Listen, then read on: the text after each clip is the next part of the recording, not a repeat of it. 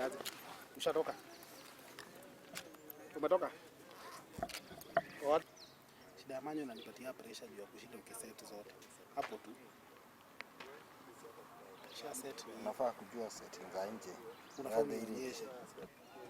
Unatoaga hii. Una iko 250. Niongeze hizo.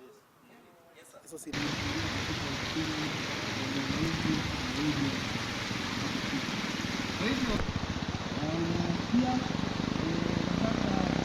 na watoto hamjamboni.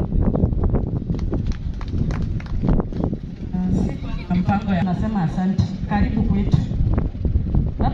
Tangu ule wakati tulishukua serikali mwaka wa 2022, ile idadi ya revenue wakati ule wa mwaka wa 2022 au the financial year 2021-2022 ilikuwa 900 million. Hiyo ndio mahali tulifikuta ikiwa 900 million, ile waliweza, hiyo serikali iliweza kuchukua wakati ule. Tangu ule wakati mwaka wa kwanza kwa serikali yangu tukaweza kufikisha 1 billion, na kwa hivyo tukachukua 1.1 billion Kenya shillings. Mwaka wa pili tukaweza kufika zaidi ya 1.1 billion.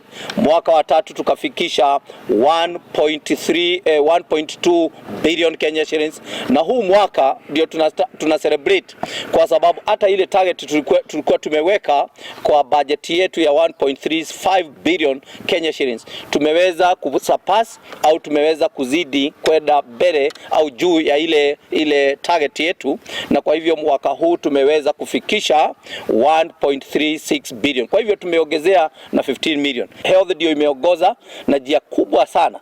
Nazi ukisikia vile zile investments zimefanywa, ukiangalia serikali yetu tangu ule wakati tangu wakati tulianza, ni ya kwamba tulikuta hii kaunti yetu ikiwa na facility chini ya 60.